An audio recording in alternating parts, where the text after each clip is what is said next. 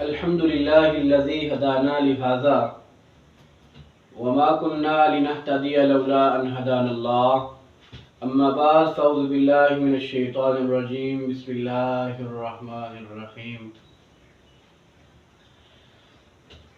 آج انشاءاللہ قرآن مجید کے پارہ نمبر 2 کا خلاصہ بیان کریں گے۔ اللہ تعالیٰ سے دعا ہے کہ اللہ تبارک و تعالیٰ صحیح بیان کرنے کی توفیق عطا فرمائے۔ اس کے اندر بیت اللہ شریف کا عمرہ ادا کرنا، اس کے بارے میں اللہ تعالیٰ نے فرمایا ہے۔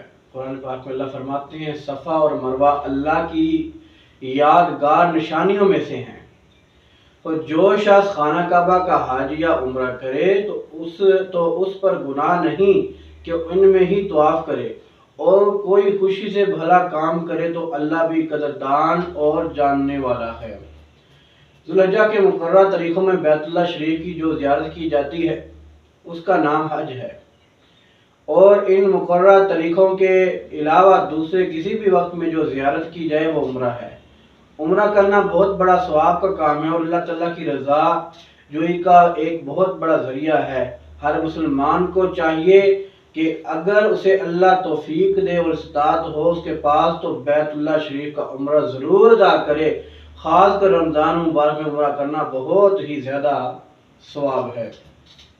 اور ماہ رمضان مبارک کے روزے کے متعلق بھی دوسرے پارے کے اندر ہی ہے تذکرہ ہے کہ اللہ تبارک و تعالیٰ قرآن پاک میں فرماتے ہیں اے ایمان والو تم پر روزے رکھنا لازم کیا جاتا ہے، یہ تم پر روزے فرض کر دیے گئے ہیں جیسے تم سے پہلے لوگوں پر فرض کیے گئے تھے، تاکہ تم اللہ کا خوف پیدا کرو، تاکہ تم متقی پرہیزگار بن جاؤ۔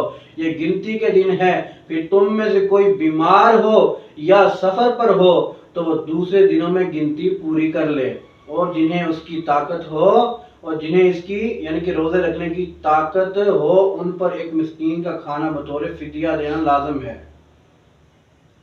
اور پھر جس نے شوق سے بھلائی کا کام کیا اس کے لیے بھلا ہے۔ اگر تم روزہ رکھو تو تمہارے لیے بھلا ہے۔ اگر تمہیں علم ہو رمضان کا مہینہ وہ ہے جس میں قرآن کو لوگوں کی ہدایت کے لیے واضح دلائل کے ساتھ اتارا گیا، بس تم میں جو یہ مہینہ دیکھے وہ اس میں روزے رکھے، اور جو بیمار ہو وہ دوسرے دنوں میں گنتی پورے کر لے۔ اللہ تمہارے لیے آسانی چاہتا ہے اور تمہارے لیے اللہ تنگی نہیں چاہتا۔ یہ اس لیے بھی ہے تاکہ تم گنتی پوری کرو اور اللہ کی بڑائی کرو، اس نے تمہیں ہدایت دی اس کا شکر ادا کرو۔ یہ دیکھیں نا، اسلام کے دیگر احکام کی طرح روزے کی فرضیت بھی آہستہ آہستہ عائد کی گئی۔ نبی کریم صلی اللہ علیہ وسلم نے ابتدا میں مسلمانوں کو صرف ہر مہینے 3 دن کے روزے رکھنے کی ہدایت فرمائی تھی، مگر یہ روزے فرض نہ تھے۔ پھر 2 ہجری میں رمضان کے روزوں کا یہ حکم قرآن میں نازل ہوا، اور اس طرح پورے مہینے کے روزے اللہ تعالیٰ نے فرض فرما دیے۔ اور حج بیت اللہ شریف کا تذکرہ بھی دوسرے پارے کے اندر ہے، تاکہ حج کے مہینے معلوم ہے، پھر جس نے ان میں حج کو لازم کر لیا تو حج کے دوران نہ عورتوں کے پاس جانا ہے اور نہ نافرمانی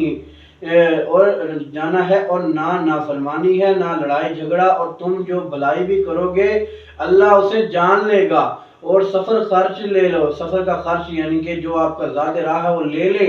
آپ بہترین سفر خرچ اللہ کا ڈر ہے، اور مجھ سے ڈرو اے عقل والو، تم پر اس میں کوئی گناہ نہیں کہ تم اپنے رب کا فضل تلاش کرو۔ پھر جب تم عرفات سے چل دو تو مشعر حرام کے پاس اللہ کو یاد کرو، اور اسے یاد کرو جس طرح اس نے تمہیں ہدایت دی، اور تم اس سے پہلے بے شک گمراہوں میں سے تھے۔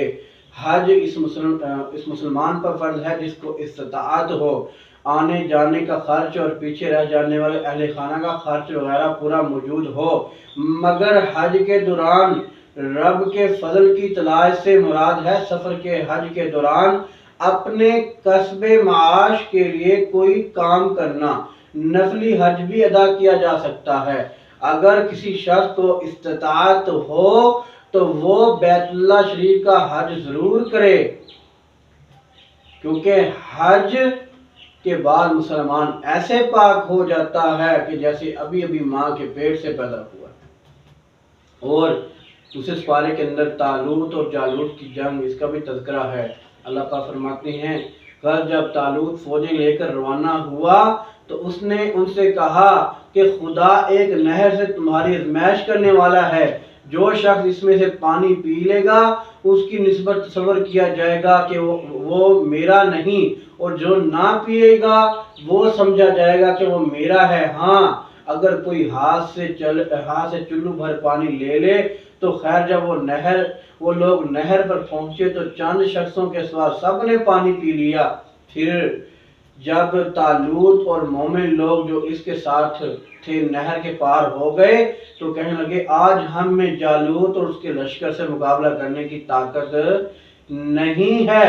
جو لوگ یقین رکھتے تھے کہ ان کو خدا کے روبرو حاضر ہونا ہے، وہ کہنے لگے بسا اوقات تھوڑی سی جماعت نے خدا کے حکم سے بڑی جماعت پر فتح حاصل کی، اور خدا استقلال رکھنے والوں کے ساتھ ہے۔ اور جب وہ لوگ جالوت اور اس کے لشکر کے مقابلے میں آئے تو خدا سے دعا کی، اے پروردگار ہم پر صبر کے دہانے کھول دے، ہمیں لڑائی میں ثابت قدم رکھ اور لشکر کفار پر فتح یاب کر۔ تو طالوت کی فوج نے خدا کے حکم سے ان کو ہزیمت دی، شکست دی، اور داؤد نے جالوت کو قتل کر ڈالا، اور خدا نے ان کو بادشاہی اور دانائی بخشی اور جو کچھ چاہا سکھایا۔ اگر خدا لوگوں کو ایک دوسرے پر چڑھائی حملہ کرنے سے نہ ہٹاتا رہتا تو ملک تباہ ہو جاتا، لیکن خدا اہل عالم پر بڑا مہربان ہے۔ اس طرح اللہ نے اپنے بندوں کو کفار پر فتح عطا فرماتا ہے اور تھوڑی سی جماعت کو بہت بڑی فوج پر فتح دیتا ہے، جس کا ذکر قرآن کریم میں بڑی تفصیل سے بیان کیا گیا ہے۔ صرف ایمان و یقین کی ضرورت ہے۔ اگر یہ چیز مسلمانوں میں پیدا ہو جائے تو اللہ انہیں ہر جگہ فتح دیتا ہے۔ صرف یقین پیدا ہونا چاہیے ایک ایمان مومن کے اندر کہ تھوڑی جماعت ہو، بے شک وہ زیادہ کچھ دے سکتی ہے جب اللہ پر یقین ہو اور ایمان پختہ ہو۔